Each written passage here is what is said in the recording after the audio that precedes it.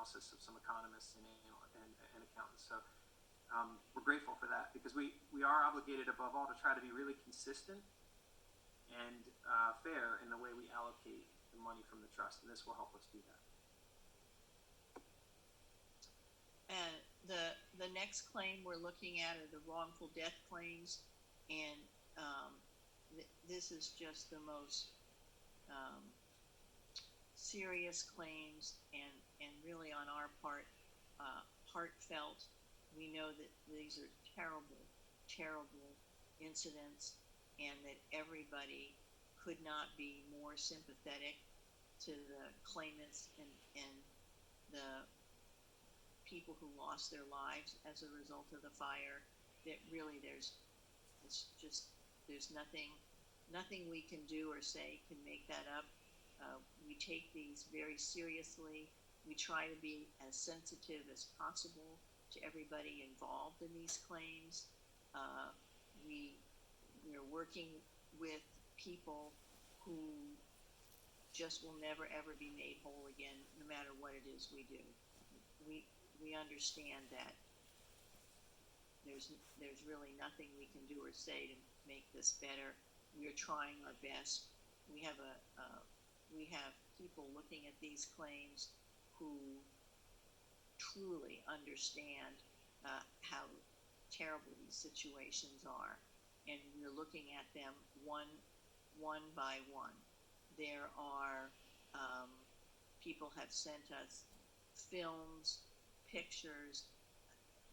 I mean, they're heartbreaking. There isn't any other way. Phil and I have looked at their day in the lives that people put together for us, and really, again, they're just heartbreaking. So we are trying to review the wrongful death cases as quickly, and also the serious personal injury cases. There are some very difficult burn cases that we have. We're looking at them and trying to evaluate them as quickly as possible with the eye towards helping the survivors of those claims. The next sort of feeds into the personal injury claims. As I said, they're being reviewed by the same group of people who are reviewing the death claims. Again, we're looking at them very seriously. We need documentation, which the claimants and the lawyers have been providing for us. We're going to talk a little bit about liens in a moment, but we need medical records, which we're getting, bills we're getting, again, written narratives by the survivors, and in some cases by the folks who were injured directly, and we, of course, read all that information that's given to us. And emotional distress, these are sort of all related in a series here. In emotional distress, we are looking at the claimants who are what we call in the zone of danger. They were within the fire perimeter. They experienced emotional distress or mental anguish contemporaneous with the fire while evacuating or sheltering in place. I can personally tell you that I have reviewed approximately 5,000 of these emotional distress and nuisance claims. Again, it's just, what everybody went through, there just aren't words for it. So we are looking at every single one of these claims. We are reviewing it individually. We're reading people's narratives, and we are taking all of this very, very seriously. Phil's people do a wonderful, compassionate job. The next thing we're going to talk about are what we call unique considerations. So in all of these claims, we have a variety of additional things we're concerned about. One is liens. If there's a medical lien, we have hired a lien administrator. Their name is Wolf Garrettson. In my view, they are the best claims lien administrators in the country. Matt Garrettson and Jason Wolf, I also have known 20 years and worked with them on many projects. They were the initial, I think fair to say, the initial company that put together the lien, how you process a lien with Medicare, with Medicaid, how you deal with Aetna or Humana or what we call third-party lien claimants. It is a very, I'm going to use the word tedious job to deal with all these liens. Wolf Garrettson does a fantastic job. They have a relationship with Medicare, with Medicaid, and they are able to arrive at the absolute best and least expensive payment process. So they're helping us on that piece. So would you say, Kathy, are we talking about thousands of liens in these that you're having to untangle? Yep, thousands. Before people can get their money. Gotcha. Okay. Well, go ahead, Phil. Jump in here about how the liens work. Well, there are thousands of them, as you said, Amy. And what Wolf Garrettson is, one of the things that they're really good at is leveraging the sheer number of people who are impacted in their discussions with the providers to basically resolve or settle these for pennies on the dollar for what they would have normally cost. So that what it will do, it's sort of an underappreciated benefit in my experience. What it will do, it will take off the plate from the fire survivor the need to kind of give a portion of their money to some medical insurance provider who paid for some treatment that the claimant needed as a result of the fire. So we should be able to resolve these for a fraction of what the carriers would tell you they were worth. And this simply because these guys are experts in that kind of negotiation. And so that'll be an automated thing. It'll be an automated part of the process. So there might be, you might receive a determination notice, and if this applies to you, your lawyer will be told the trust is withholding a tiny fraction of the benefit, which is going to resolve your client's obligation to pay Medi-Cal or Medicare for treatment that you had received. So this was a concern of ours because so many people were impacted by this particular disaster, and we didn't want this to be a drag on the process. And they've really worked to help us get past this so that this won't be an impediment in the future. And so is the pro rata process one way of getting money to people, at least some money to people, even if there's a lien in their situation that would otherwise be holding up the flow of all their compensation? You're right. You're absolutely right, Amy. Because of the work that Wolf Garrettson did, they were able to corral this potential lien obligation in such a way to enable us to start to send pro rata payments, even if the specific details of a claimant's lien haven't been resolved. So there might have been a person who received 2 or 3 treatments for a medical injury that they suffered as a result of the fire. And while that lien still exists, we know that it's going to be small enough, thanks to the negotiation these guys have done, that we can still make your first pro rata payment without risking violating some kind of a legal requirement there. Gotcha. So yeah, it has definitely, this was a key obstacle that had to be overcome before we could even talk about making pro rata payments. Okay. They have done an amazing job for us and continue to do an amazing job for us.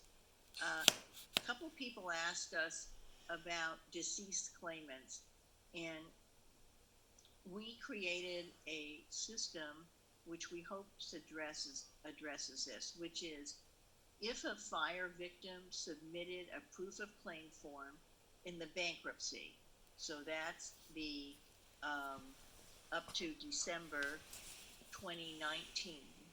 So if you submitted a claim form in the bankruptcy on or before December 31st, 2019, and died on or after that date, the trust will consider his or her claim preserved.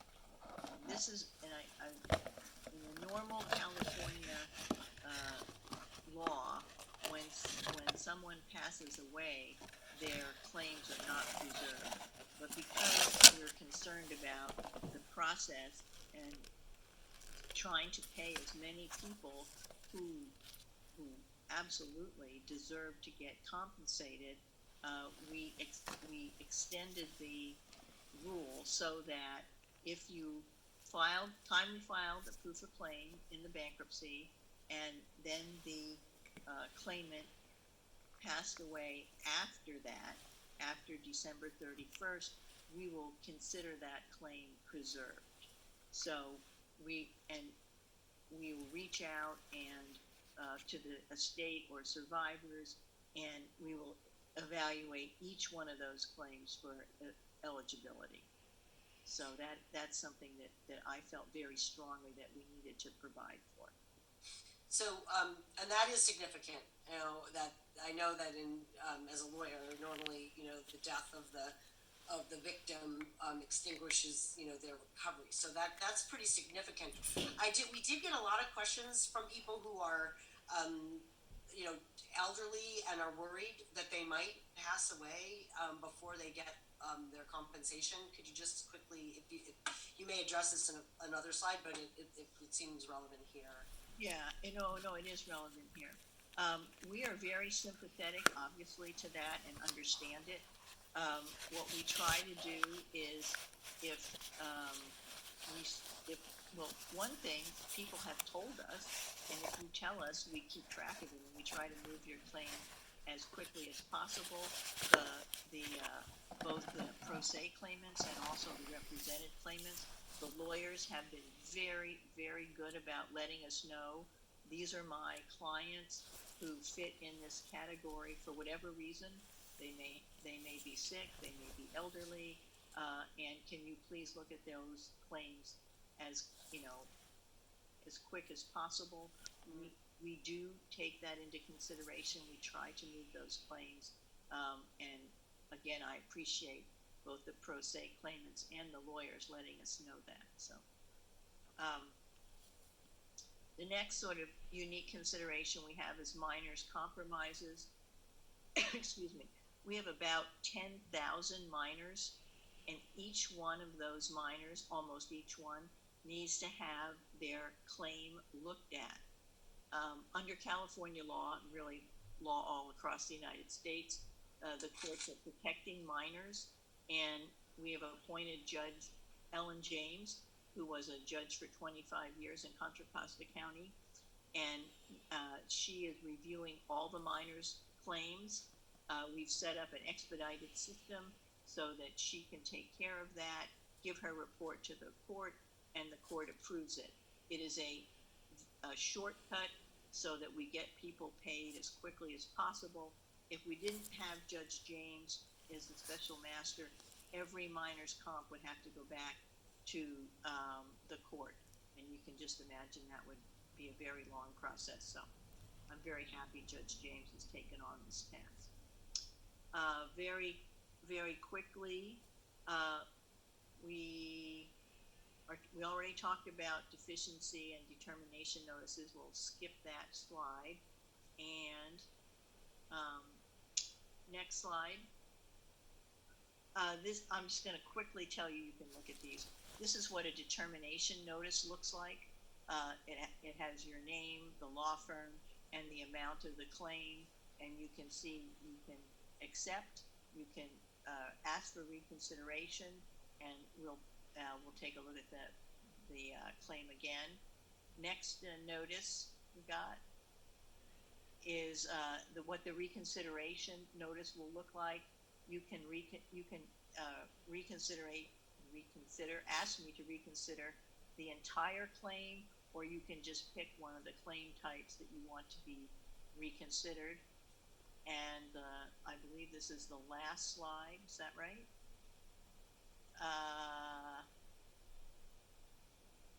Yes, the second to last. Yep. I would just add something really quickly on the subject of those notices. So if and it's okay, you don't have to go back, but we will be sending those to claimants' attorneys, as we're required to do.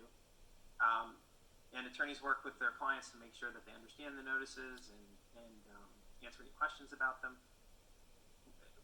I use this word a lot. We hope this is a really collaborative process in the end. I know that there's nothing the most important thing we can do is send money to eligible claimants so that you can rebuild your lives. But as this process plays out, as you get a notification from the trust and you have questions about it, or you want to supplement with additional information, whether it's a deficiency notice or a determination notice, I know I speak for Kathy because we've talked about it so much that we want to work with claimants and their attorneys to help perfect their claims to get them to the right value. We don't want this to feel like an adversarial process because that's not really our role.